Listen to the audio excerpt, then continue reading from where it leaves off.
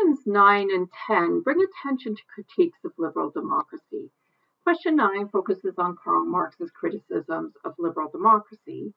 Now, as with all the questions, there is room for you to find focus that interests you. So you're not trying to include absolutely everything in your answer, of course, because the questions are relative, your word count is relatively short.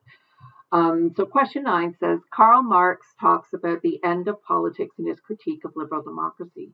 What were Karl Marx's criticisms of the claims of liberal democracy? What is the difference between Marx's two positions on the autonomy of the state and its relation to social classes, and why might it be important? So here you can think critically of the pros and cons to his argument.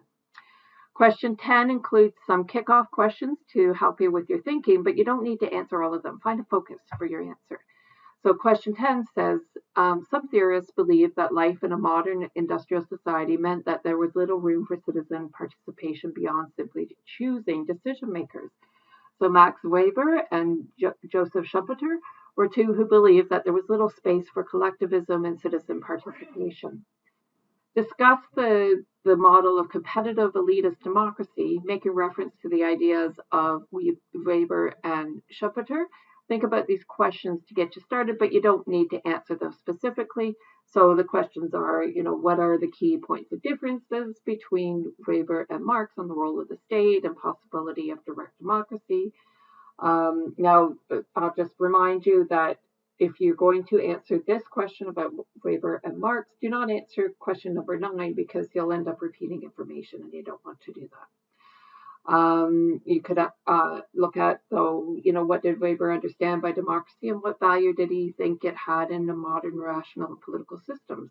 How did Schumpeter's definition of democracy as competitive elitism differ from what he called the classical doctrine of democracy? And are you convinced by Schumpeter's view of the political capacities of ordinary people and the manufacturing of public opinion, and so on? So again, remember to find a focus to your arguments, to your answer. So for question 9, you might talk about how Marx and Engels attacked the idea of a neutral liberal state and a free market economy.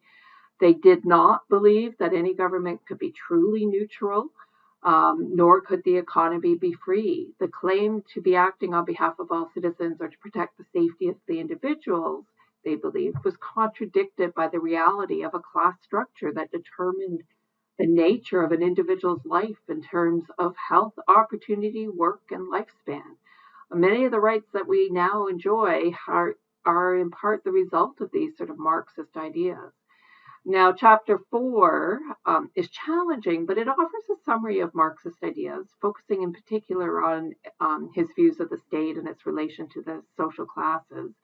And Marx's analysis and criticism of liberal democracy, both in theory and practice, starts with the premise that the individual and his rights cannot be an effective starting point of an analysis of political life. In his view, individuals only exist in interaction with and in relation to others. So, in other words, we don't live in isolation.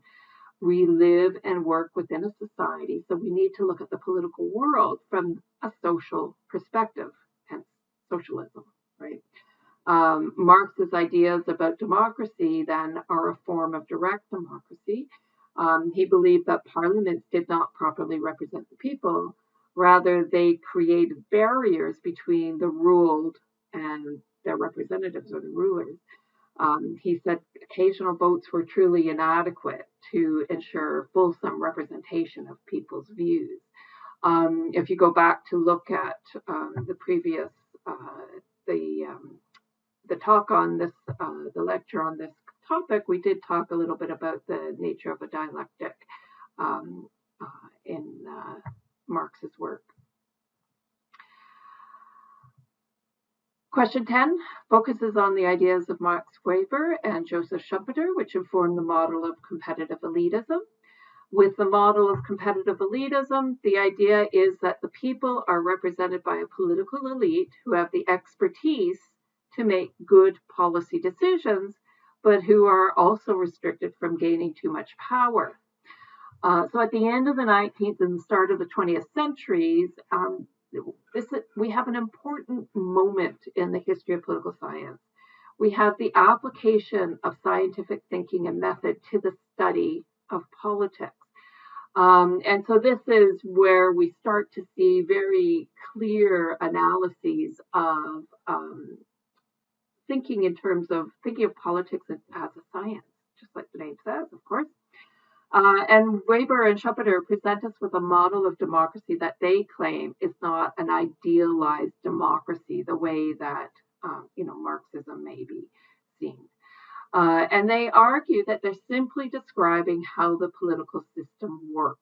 They take for granted the extension of voting rights towards universal suffrage, the growth of social institutions, the existence of enormous bureaucracies, large political parties, representative legislatures, and so on, all those things that are familiar to us today. And they're describing a picture of a political system that's not static. So they're looking at trends in culture, such as the decline of religion, the belief in science and technology, the growing influence of the mass media, and so on. And they ask, what is the system of government in practice? What is it in, quote unquote, the real world? And what is the meaning of democracy for us? What is its actual function? How does it deliver what citizens need, and so on? And so this is a change in emphasis. They don't have the same kinds of optimism that you see in some of the theories from the 19th century. They don't have the same kind of confidence in reason and progress. They have a much grimmer way of looking at modern civilization and the banal realities of universal suffrage. So this is the apathetic voter and decisions being made based on individual needs and so on. So Schumpeter, for Schumpeter, the experience of fascism, for example, and Soviet communism and World War all starts to shape his views on these issues. So you can see we've got all this thinking about bureaucracy and the nature of, it's the idea that's encapsulated in competitive elitism. So Joseph Schumpeter is building on Weber's theories. Together, Weber's ideas and Schumpeter's ideas about democracy come together to create this competitive elitism. Now, Schumpeter's ideas about democracy had the most influence in the post-World War II era. He believed, along with others in that time period, that any form of what he called excessive participation by the people could have dangerous consequences. And here he's thinking of the Bolshevik Revolution in Russia and the rise of Nazism in Germany. And so Schumpeter sees democracy as a method or mechanism or a tool of decision making. He accepts the idea that elite rule is inevitable and desirable, but he believes that an elite rule is compatible with democracy. So he's reinterpreting democracy as a system of competing elites. And he argues that voters in a democracy should not be making decisions about issues. Instead, the voter's job is simply to select from a broad package of policies or platforms that are prepared by the leaders in the rival parties. So the role of the citizen is simply to choose between competing leadership elites. And so here we end up with this technocratic vision and technocracy, as well as this idea of competitive elitism. And I'm going to stop here before we talk about pluralism and neopluralism in the next